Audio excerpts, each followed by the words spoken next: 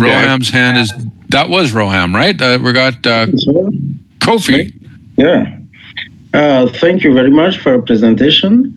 But I do have a question about the reverse chronological order on the CV. I am coming back for the survival job. If I came here to Canada and I start working all these years only on this survival job, should I put them on top of my CV? Yeah, normally your resume would be in reverse chronological order. So the more recent jobs first. Okay. Now, if you're if sort of unrelated jobs to what you're looking for, so like if the survival jobs you've had for quite a long time, maybe several of them, if they're not really related to the type of job you're trying to get, and I'm talking not related at all, like no transferable skills, tasks, nothing, then you might want to have two separate work experience sections. So let's say that your survival job was in the retail sector, and your area that you worked in, your country of origin, and that you're trying to get in here is in the finance sector. So you might have a section first that says finance work experience, right? And that would be all your experience back home. And then maybe further down on the first page, or even on the second page, you might have a second section that would say retail work experience, and then you'd have the survival retail jobs that maybe you've been doing here. Okay. So if I put my experiences that I have that are relevant to the job I am applying for, but these experience I have done them like 2 to 3 years ago, and does the recruiter can see that there is a gap between the date I am applying for a job and my last experience? Yeah, they'll see the date, the gap date, but they're going to see as well, though, right? Like if you do like that other way of doing it by separating the two types of experiences in two sections, when they see your other section, which in that example would be the retail work experience, they're going to see that you have been working. It just hasn't been in finance. Okay. So I can. Yes, they'll see the gap. Yeah. Okay. Thank you very much. Okay, no problem. You're welcome. Okay, good. So I think that we don't have any more questions. So let's take a short break for 5 minutes. We will come back at 11 about how to target the resume. And we're looking specifically at the combination style resume. How to target it to a job posting. So like I said, there's several steps. Basically, first it's to target the summary section, then the experience section, and then the cover letter. But even within that, there's a few different steps and different ways to do it. One of the more old-fashioned ways, not old-fashioned, but traditional ways of doing the targeting is to do a table, right? So that on your first column, you would state all the posting requirements, and then on the right column next to it, you would put how you acquired those skills or how you meet that requirement. The problem with that method, though, is that you're going to see a lot of duplication of the ways that you acquired that experience, and it doesn't get you much closer to writing the cover letter resume. This method, the grouping method, it's much easier, and it's there's not as much time wasted in doing that.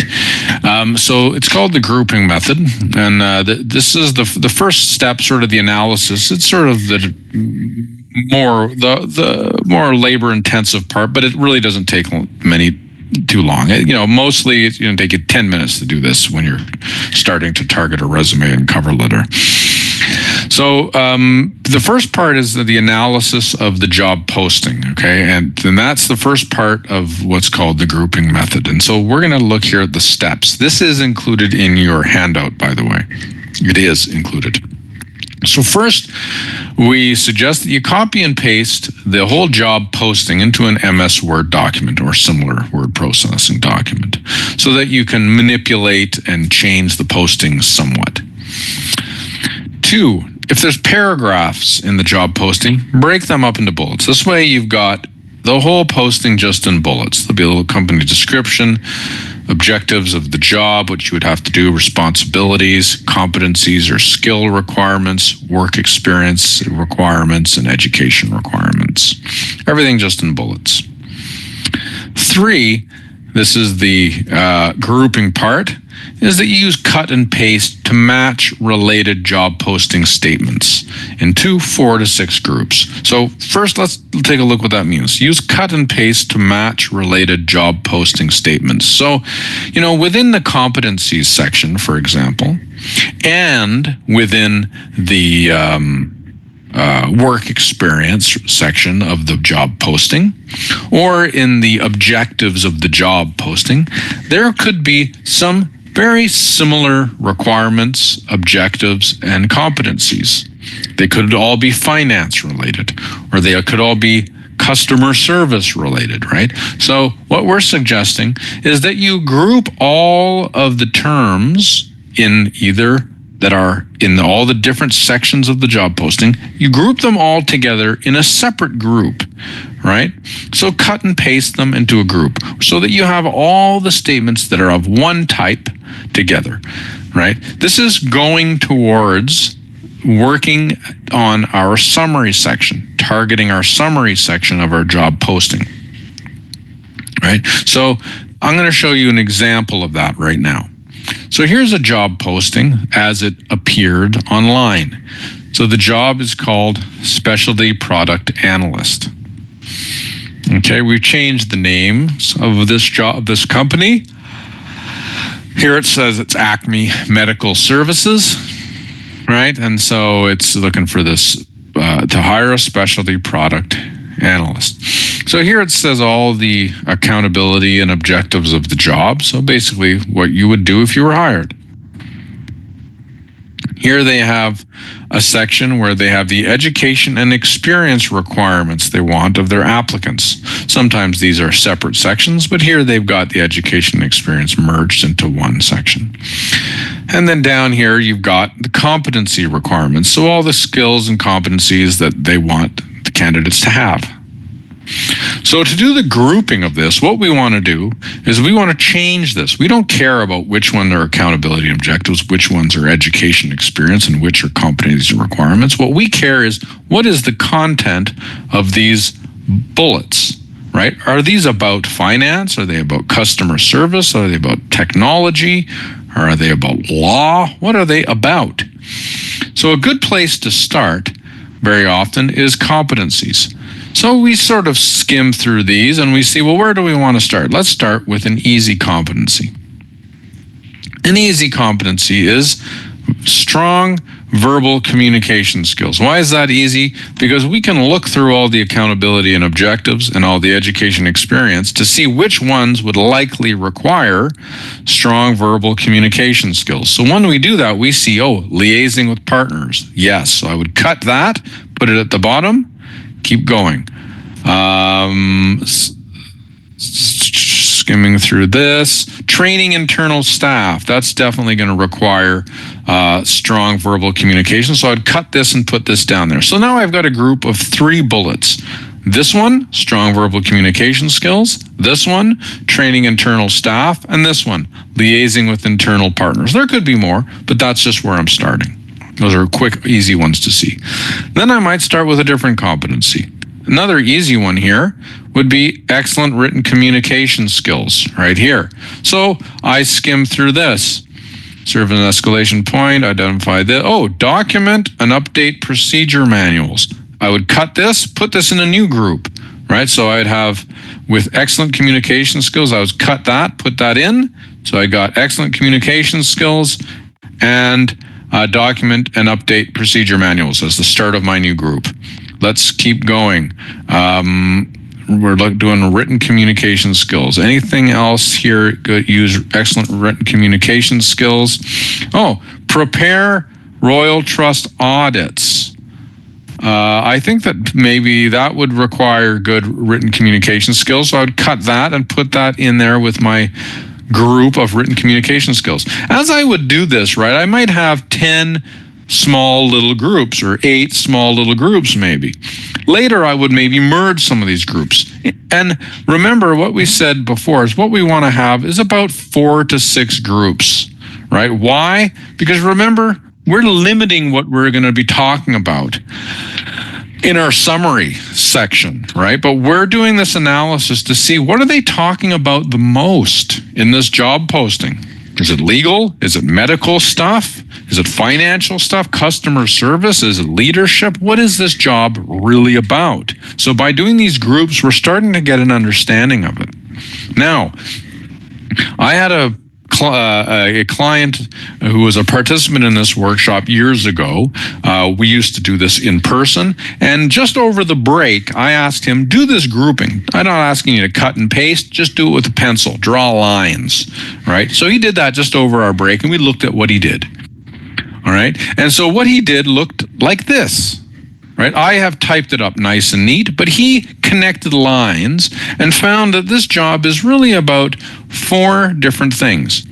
There's some financial related work, general office management work, a little bit of technical requirements, and some troubleshooting, right?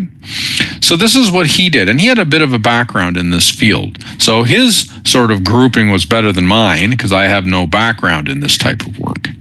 So this is what it looks like. So everything from this posting, right, is in here. There's nothing omitted except for this little three-line summary. Everything is in here. And so now we're in a much better position to write our summary because we know this job is pretty heavy on financial related issues and also leadership, general office management. All right. So now we know what the job's really about, right? This is what it's really about. So from this, we can sort of work on a summary section. And that's what we're going to look at. So let's take a look at the summary section. I'm going to go back to that last slide in a minute, okay? But here is one bullet, okay, in the summary section targeted for this job posting. And now next I'm going to show you is how we got here. So Jane Smith is applying for this job. She writes she has a master's degree in business administration, including financial accounting courses, with knowledge of investment funds and equities, acquired while working as a regional corporate banker and branch manager at First Ukrainian International Bank. Remember we talked about this formula in the first resume we looked at? Keywords from the job posting come first. Connection terms come second, like acquired while or developed from or obtained by. And then the proof, the job titles and or the companies, right? So how did she choose to write this based on the grouping? Well, let's take a look. Okay, so remember we have this first financial group. This is the biggest group, right? There's a lot of information in that one. So when we look at which of those requirements from the financial group that Jane has, we're going to highlight those in red, and that's what we've done here. Okay, so Jane looks at these requirements from the posting that are all financial related, and she has these ones in red. She has done all of these things. She has this knowledge, this education, this experience. This here is the bullet that I just read to you from her resume, right here.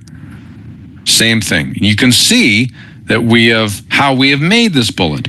It's by all the financial related things that she has, merging them together into a strong bullet so that ATS looks through this summary. They're going to find all sorts of keywords from the job posting.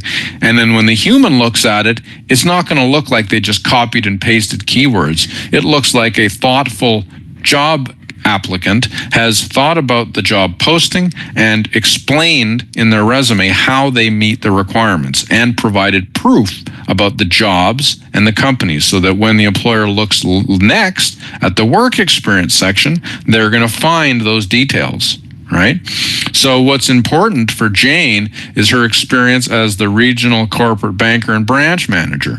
So then down here, right, she's going to make sure that she puts those most relevant bullets right up here near the tops, right? And she's going to use them with the PAR bullets, right? The problem, action, and the result, right? Let's take a look at one of her bullets. Networked and developed business relations that attracted corporate and private customers and contributed to the achievement of highest branch net profit in 2011, right? So she's got achievements stated in there. Okay, so that's the first step, right? Is doing the summary, targeting the summary, and then making sure that your work experience reflects it and elaborates on it as best that you can, right? The next step, right? So the first step is doing the grouping, right? Then doing the summary and work experience, and then the next step is the cover letter, right? And so we had some good questions at the break. Why should you write a cover letter if it's already in your summary? Well, the cover letter invites the employer to read the resume, shows your formal writing skills. It's your first opportunity that you know something about the organization. And simply, employers expect professional resumes to begin with a cover letter.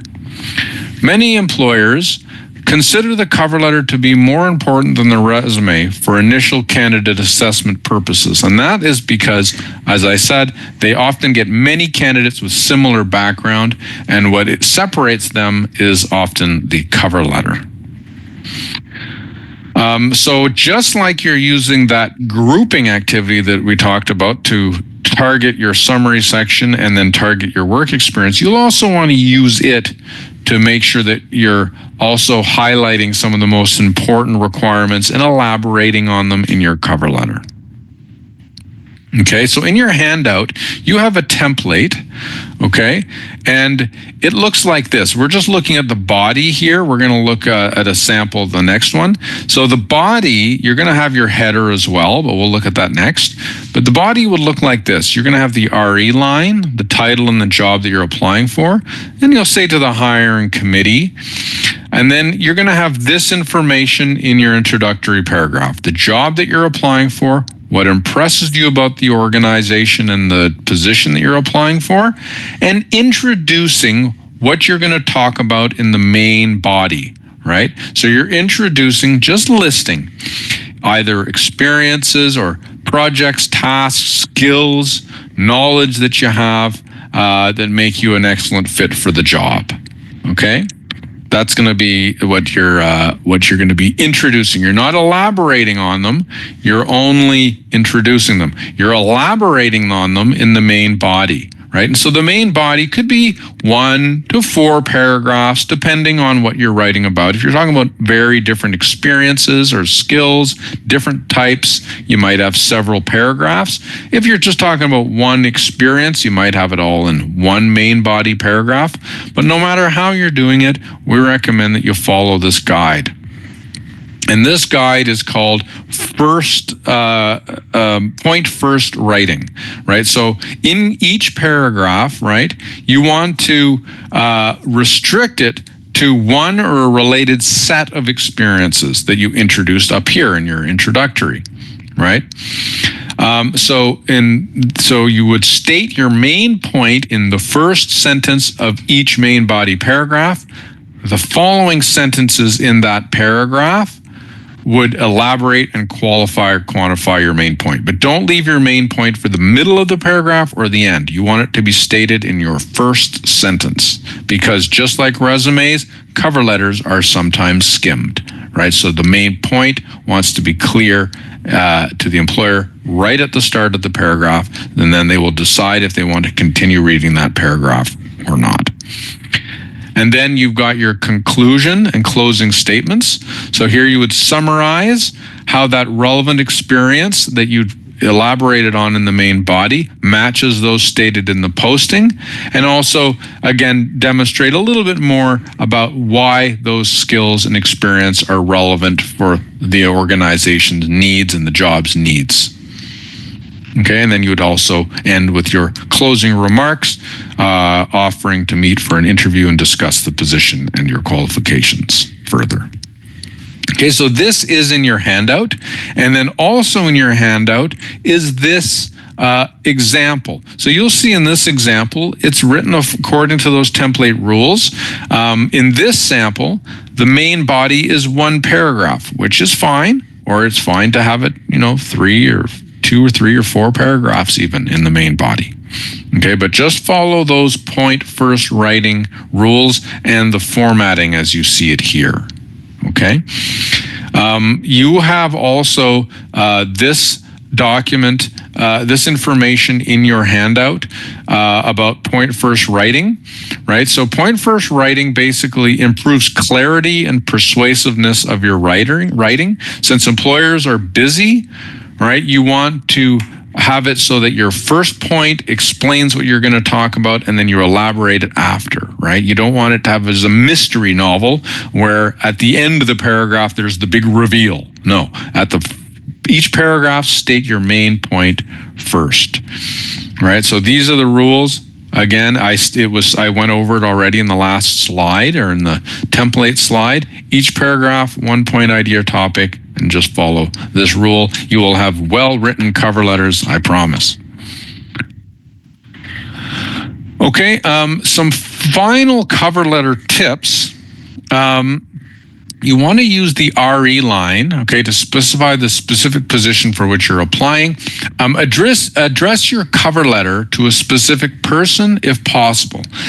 If you can't obtain the person's name who will be reading this cover letter, simply write to the hiring manager or to the hiring committee, right? Also, sometimes we learn about jobs through someone who's working in the company. And if that's the case, it's a good idea to ask their permission if you can tell the employer that in your cover letter, and then you might write that in your introductory paragraph. I learned about this opening through John Smith in accounting or whatever. Of course, show interest and enthusiasm. Cover letters should be brief, normally no more than 1 page. In some government jobs, it will say, it'll ask you in your application to elaborate how you meet certain statement of merit criteria, in which case, if there's many of them, it's going to be more than 1 page. But that's not that normal. Usually for government applications, it's the questionnaire where you would highlight how you meet the statement of merit criteria. So try to stick to the 1 page. When you're applying for jobs, and unless they're telling you to submit your cover letter, upload it here, and then your resume there, you should keep them together as one document. So your cover letter would be page 1, page 2 and 3 would be your resume, right? Or page 2, 3, 4 is your resume if you've got a 3-page resume, right? So always the cover letter comes first. Also, make certain that your electronic application document has a clear and formal title, right? So like your name, underscore the job title, sometimes underscore or dash the company name too. Okay, now here on this slide, and this is in your handout as well, we've got a sample reference sheet. Okay, so you'll see on the reference sheet, we've got the header is the same as on the resume and as on the cover letter.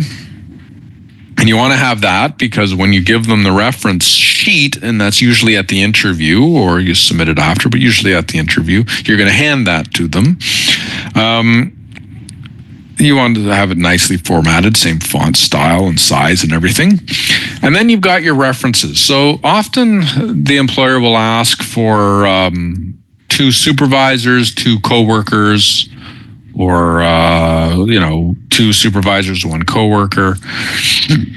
And of course, you want to talk with your references before you get invited for that interview and ask for the references, right? So you always want to make sure that your references, that they still remember you and they are still prepared to say nice things about your work experience with them. You also want to make sure their telephone numbers and email addresses haven't changed, and that they still check these email addresses and answer these telephone voice messages, right? So it's always a good idea if you're starting a new job search, just get in touch with your references one more time. Okay? Sometimes your references change jobs, right? And they're in a new company where you never worked in that new company. So you would want to make that clear about why you're providing them as a reference, right? So perhaps your reference could be like this. Here, Edward Thompson, he's a warehouse foreman, right? Now he's a warehouse foreman at Delaney Export Company. But he was formerly manager at ABC Company, where Jane worked, right? So Jane wrote formerly manager at ABC Company so that the employer knows when they're calling Edward what they're calling him for, right? They're going to say, you were Jane's manager at ABC Company. How was she or whatever, right? Down here, we can see Mary Higgins is listed. She was Jane's professor, right, at London Business College. But now she's retired, right? Why did Jane write that she's retired? Well, that's because if she didn't write that, the employer might wonder why Jane is giving Mary's home telephone number and not her phone number at London Business College, and why Jane is providing Mary Higgins' personal email account and not her college email account. Well, now we know, because she's retired, right? So this is all information that's important to let the employers know who they're calling and why they're calling them. Make sure we're all good. Okay. So we're almost at the end here. What we've got here is a sample of an assessment rubric used by employers. Federal government sometimes uses Excel spreadsheets. So all the candidates who apply for jobs, their resumes are all uploaded, as you know, if you've ever applied for a government job. And then so all the candidates who have applied, their names can be exported to an Excel sheet. Looks like this, but much larger and more complex. I've made it much simpler here. So that exported list will have a list of all the candidates' names, as we can see them right here. And then here in each one of these top row cells, we've got qualifications that the assessors in HR are going to be looking for, right? So they're going to be looking for this job, experience researching, gathering, and analyzing information. They're going to be looking for experience in providing administrative support for projects.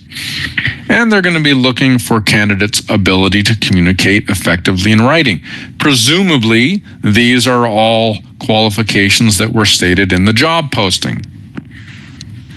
And sometimes, and I've seen in this done, where they even specify places where they're looking, right? Some of them things they might look for in the education or training section, some things in the summary or experience section, some things they're just going to be looking for in the cover letter, sometimes like knowledge of the department or something like that, right?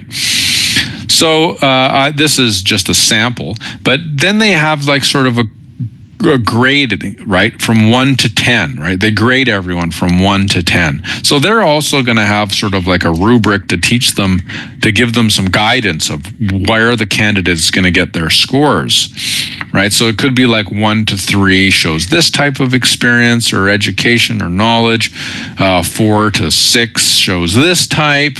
7 to 10 maybe shows this type of work experience, right? Or skills. And then when they're looking through each resume, sometimes they have one staff who's looking for just one thing across all like 300 applicants or 100 applicants. Other times they've got each staff is doing each different type of qualification for each candidate.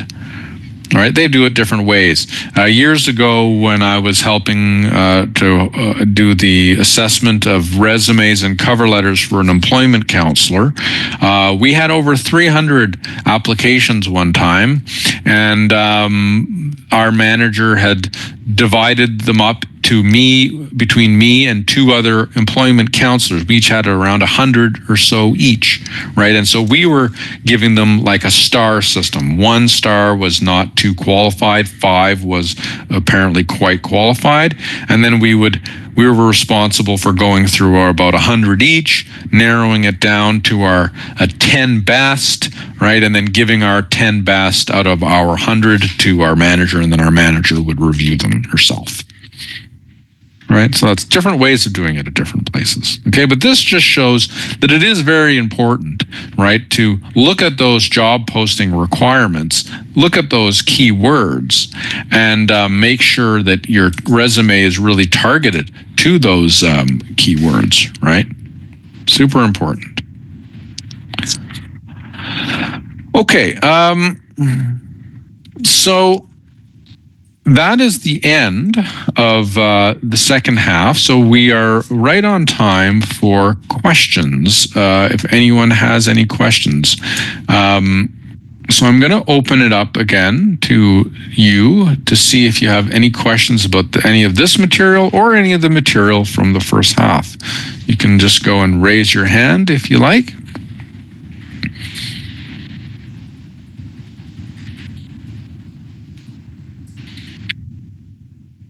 Yes, Philip, go ahead. All right.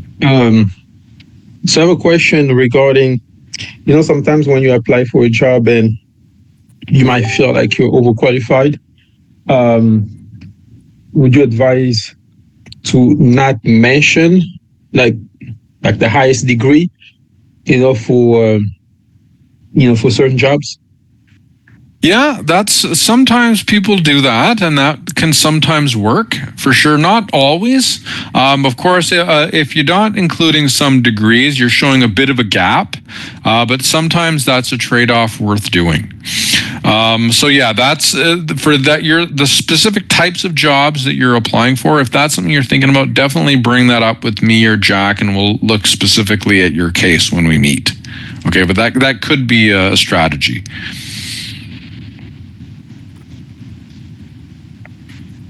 Okay. Do you have any other questions?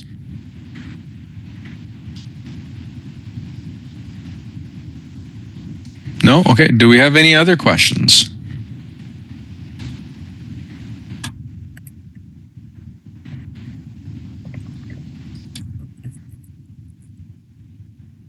No?